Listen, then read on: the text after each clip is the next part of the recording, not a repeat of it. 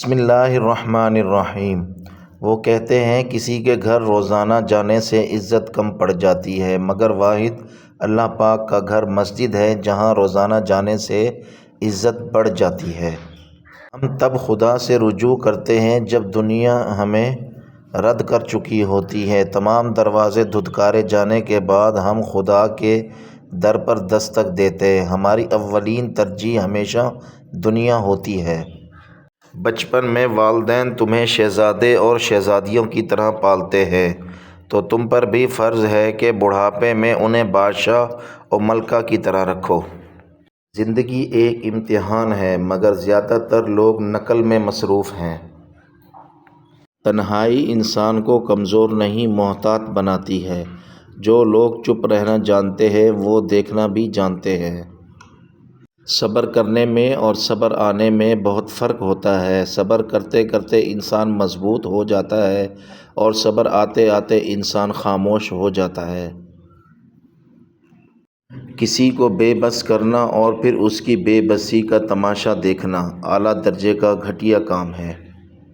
جب آپ کسی سے 1 منٹ کے لیے ناراض ہوتے ہیں تو اس کا مطلب ہے کہ آپ نے اپنا 60 سیکنڈ کا سکون برباد کر دیا۔ کچھ سپیاں دیکھنے میں بہت خوبصورت ہوتی ہیں لیکن ان کے اندر موتی نہیں ہوتا۔ اس طرح کچھ انسان بظاہر بہت خوبصورت ہوتے ہیں لیکن ان کے اندر خوبصورتی نہیں بلکہ ایک منافقت ہوتی ہے۔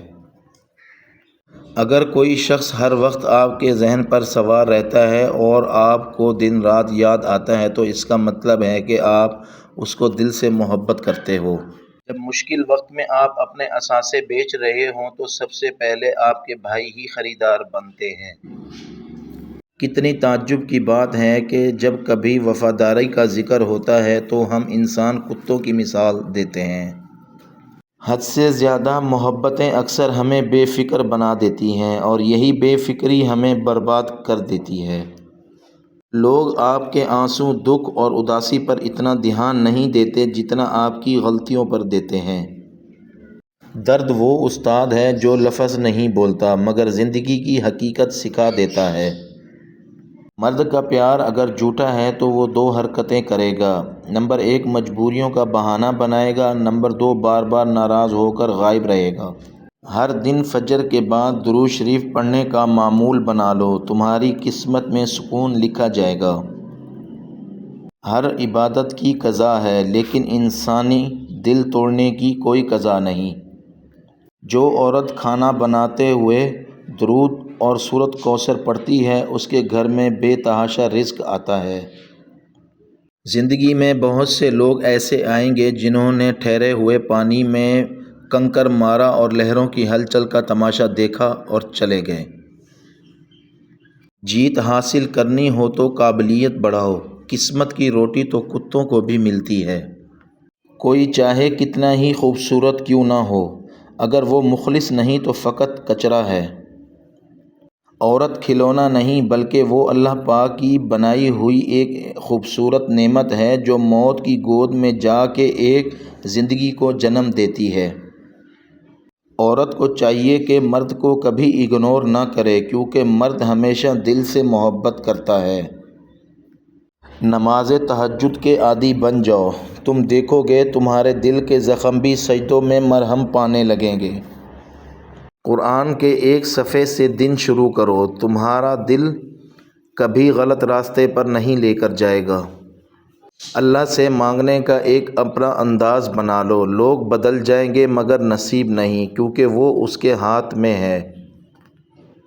سائیکالوجی کہتی ہے کہ انسان کے کپڑوں سے نہیں اس کے خاموش ہونے کے انداز سے پہچان ہوتی ہے۔ سائیکالوجی کہتی ہے جو رنگ تمہیں بار بار پسند آئے وہ تمہارے اندر کے احساسات بول رہے ہوتے ہیں۔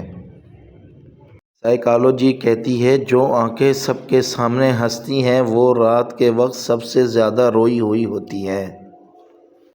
کبھی آپ نے ایسا تعلق محسوس کیا ہے کہ کسی شخص کی غیر موجودگی میں زندگی خالی ماچس کی ڈبیا بن جائے؟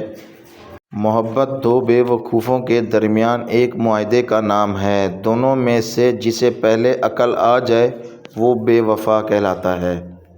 تنہائی اکیلے ہونے میں محسوس نہیں ہوتی، تنہائی اس وقت محسوس ہوتی ہے جب سب کے ہوتے ہوئے بھی آپ کی پرواہ کرنے والا کوئی نہ ہو۔